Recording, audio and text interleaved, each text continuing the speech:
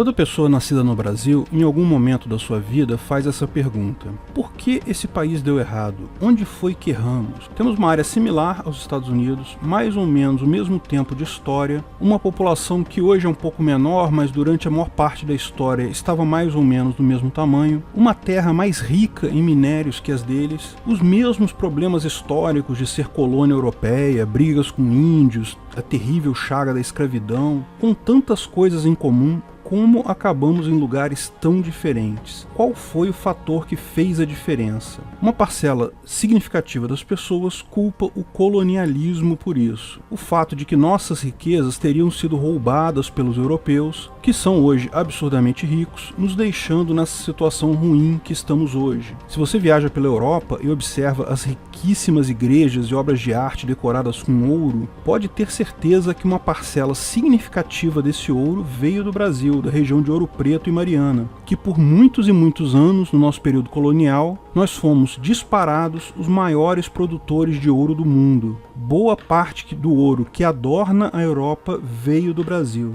E lógico, não só ouro, também o pau-brasil, diamantes, cana-de-açúcar, a quantidade de riquezas que produzimos em nossa fase colônia e que, lógico, foi parar lá, parece realmente uma explicação bastante razoável para a nossa pobreza atual. E essa é também a razão apontada por muitos para a pobreza na África, que, da mesma forma que as Américas, foi colonizada pelos europeus por muito tempo, perdendo quase todas as suas riquezas para esses, segundo dizem. É muito tentadora realmente a visão de que as pessoas ficaram ricas porque roubaram a nossa riqueza e isso que nos tornou pobres. Mas existem uma série de problemas nessa explicação simplista. Antes de continuarmos o vídeo, aproveite para curtir e se inscrever na página. Clique no sininho para ser avisado de novos vídeos. A África é pobre por culpa do colonialismo europeu? A história do imperialismo europeu, da colonização da África, tem uma relação muito profunda com a descoberta e colonização das Américas pelos europeus. De uma forma muito resumida, a história toda começou no século V, com o fortalecimento do Império Otomano na região onde hoje é a Turquia.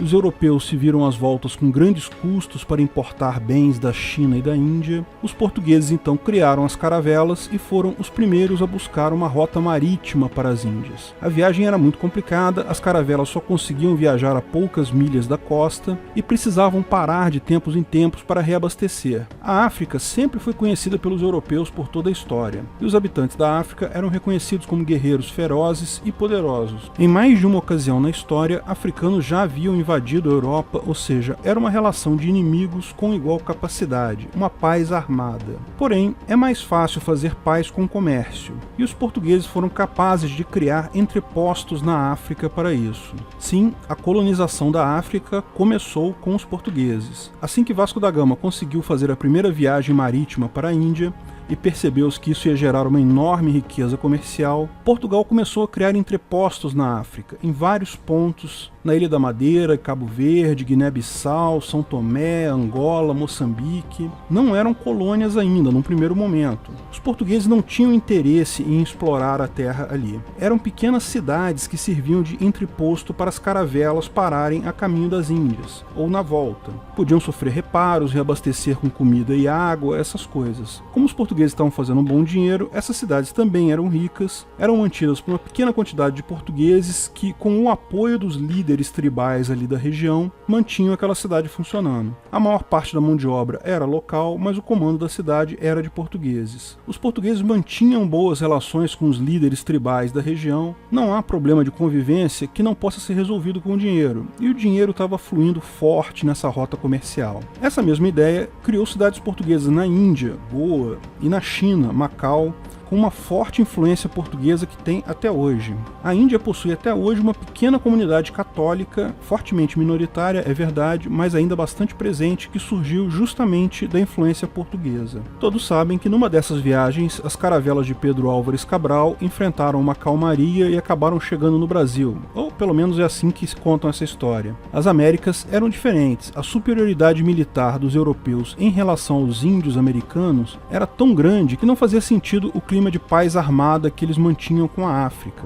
Além disso, a mera ideia de um continente novo, totalmente inexplorado, fazia supor que existiam riquezas enormes que poderiam ser descobertas e exploradas livremente. A África, bem ou mal, já era conhecida há muito tempo, e embora não se conhecesse todas as suas riquezas na época, elas não evocavam o sonho explorador tanto quanto as Américas. O resultado disso é que enquanto as Américas eram colonizadas fortemente, exploradas com europeus buscando ouro e outras riquezas, por muito tempo a presença europeia na África se manteve apenas com algumas cidades costeiras como apoio para rotas comerciais. Como todo livre comércio que tem sucesso, logo Portugal começou a ter concorrentes. Primeiro os holandeses, depois os espanhóis, os ingleses, dinamarqueses, franceses, alemães. Vários outros países europeus criaram também as suas cidades nas costas africanas com a mesma ideia de servir como entreposto para as caravelas que faziam comércio. Além do comércio com a Índia e a China, o costume de escravidão das tribos rivais, que já era prática comum no continente africano, surgiu como uma oportunidade de negócios nessas cidades. Os europeus, em contato com os líderes tribais, perceberam logo que isso era um excelente negócio, tanto para fornecer mão de obra para as colônias, mas também para todo tipo de atividade.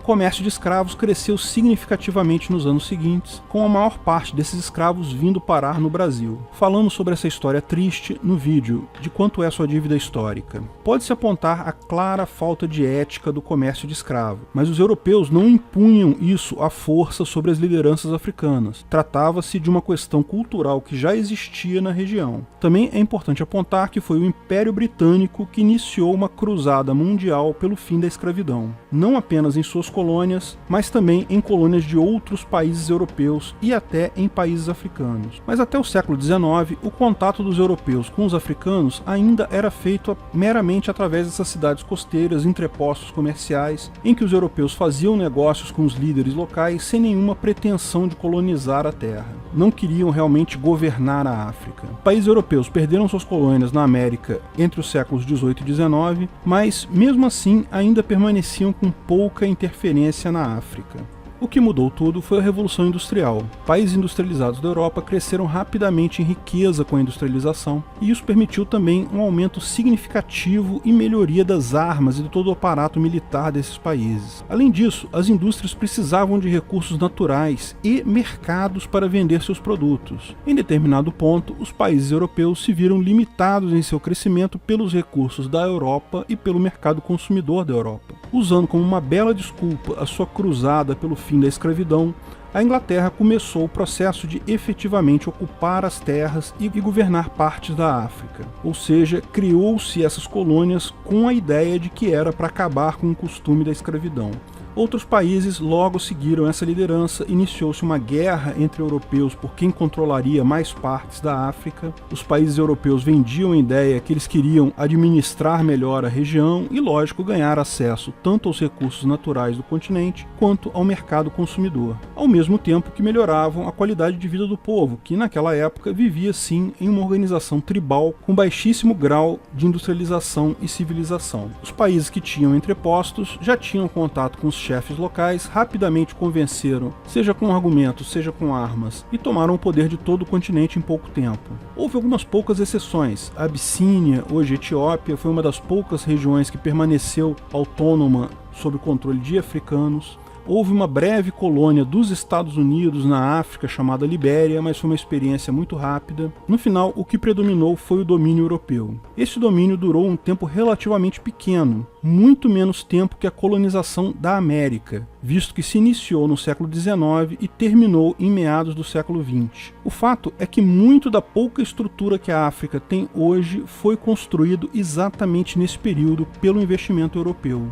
Que os europeus levaram muitas das riquezas minerais e vegetais da África, não tenha dúvida, mas também foram eles que organizaram muito da estrutura desses países. A maior prova disso é que esses países, mesmo após terem se tornado independentes, mantiveram em boa parte as fronteiras e estruturas criadas pelos europeus. Não se trata de menosprezar a capacidade dos africanos. Em termos de capacidade mental, intelectual, social, eles têm a exata mesma capacidade que todos os demais povos humanos, mas é um fato que a estrutura econômica deles, antes dos europeus começarem a colonização, era muito mais precária. E por que a Europa se desenvolveu muito mais que a África nesse mesmo período, nesse período antes da colonização? Que a estrutura econômica da Europa era melhor que a da África nesse período? Afinal, a capacidade intelectual e social dos europeus é a mesma dos africanos. Existem várias teorias para isso, mas a principal explicação é a geografia do continente, que tem um papel central aqui. Pelo menos essa é a teoria que me parece mais sólida. A África é um conjunto de terras com climas muito diferentes, vários microclimas segmentados ao longo de todo o continente. Climas similares geram culturas similares. Na Europa e na Ásia, grandes extensões de terra com o mesmo clima levaram ao surgimento de um sem número de povos com culturas similares que faziam facilmente comércio entre si, com muito mais facilidade, têm muito mais contato entre si e com isso criam uma sinergia econômica e social muito grande. Fácil ver que todos os grandes impérios na Ásia e na Europa surgiram justamente nessas faixas de clima similar. O Império Chinês, os vários impérios indianos, o Império Mongol, na Europa o Império Romano. Sem uma grande extensão de terras com o mesmo clima, a maior parte da África ficou fechada em uma estrutura tribal, em que cada tribo fazia comércios apenas com poucas tribos próximas que compartilhavam o mesmo microclima ali, a mesma região climática. Embora o Egito e Cartago tenham se formado sim grandes impérios, chegaram até a conquistar a Europa em determinado ponto, justamente se trata de uma das poucas áreas com clima homogêneo na África, o clima mediterrâneo, e jamais foram muito longe disso para baixo por causa da barreira do Saara. Esse motivo é similar ao apontado para a superioridade europeia sobre os povos das Américas, que explicamos no vídeo O Livre Mercado é Sempre Moral? A África já começou numa desvantagem econômica devido à sua geografia. Claro que houve sim um dreno de recursos no período colonial, não se nega que isso tenha existido. O ponto é que esse não é a questão determinante. Esse dreno de recursos é muito menor do que se supõe e infinitamente menor do que as economias atuais desses países africanos. Portanto, não faz sentido culpar essa pequena diferença lá atrás pela enorme diferença atual. Mas é um fato que a estrutura econômica deles, antes da chegada dos europeus, era muito mais precária e que esses trouxeram boa parte da tecnologia e conhecimento necessários para o desenvolvimento desses países. No final, o resultado da soma entre o que foi retirado em termos de riqueza e o que foi fornecido em termos de riqueza e conhecimento sempre vai ser uma questão aberta a debate. Até porque não haviam estatísticas e medições confiáveis então. Mas mesmo supondo que retiraram muito mais do que trouxeram, se comparado ao total da riqueza gerada nessas regiões, esse valor sempre será uma fração muito pequena, porque a grande quantidade de valor que é gerado em um povo é devido ao trabalho desse povo, não devido a riquezas minerais ou recursos naturais existentes. Essas riquezas são significativas para uma pessoa, para um grupo pequeno, mas não fazem tanta diferença quanto medidas face ao valor gerado pelo trabalho de todas as pessoas em uma grande região. O grande erro que é cometido pelas pessoas que culpam a riqueza dos países europeus pela pobreza dos países africanos é a antiga e persistente ideia de que economia é um jogo de soma zero. Jogo de soma zero é um termo que se usa em teoria dos jogos para uma situação em que, dependendo das escolhas que as pessoas façam, alguns vão ganhar, outros vão perder, mas a quantidade total de riqueza para todos é fixa, é um valor fixo. Já falamos muito sobre teoria dos jogos no vídeo O Equilíbrio de Nash refuta o anarcocapitalismo, mas o que é importante notar é que a economia não é um jogo de soma zero. Se a economia fosse um jogo de soma zero, lógico que, para alguém ser rico, outros precisariam ser pobres. Mas não é. Todos podemos prosperar juntos. A prova mais cabal disso é que, no mundo todo, o número de pessoas tem crescido e a riqueza total de todas as pessoas também aumentou. Sim, ainda há muita desigualdade no mundo, muita gente pobre, algumas pessoas estão sim em situação de miséria completa, mas a maior parcela dos pobres de hoje tem uma qualidade de vida melhor que a nobreza da Idade Média. Se a economia fosse um jogo de soma zero, mais pessoas significariam menos riquezas para todos. O que atrasa muitos países é justamente encarar a economia pela ótica errada, é achar que a economia é um jogo de soma zero. Isso faz com que as pessoas achem válido roubar coisas de quem é mais rico com a justificativa de que, se ele é rico eu sou pobre, então ele deve ter roubado de mim. Inveja e violência fatalmente matam a eficiência econômica. Recentemente, fazendeiros brancos foram expulsos da África do Sul porque supostamente a riqueza deles era roubada dos demais. Além da violência absurda gerada com essas pessoas, que eram pessoas inocentes, que haviam adquirido suas propriedades legalmente, sem uso de violência. Além da violência absurda contra essas pessoas, a economia da região toda sofreu duramente.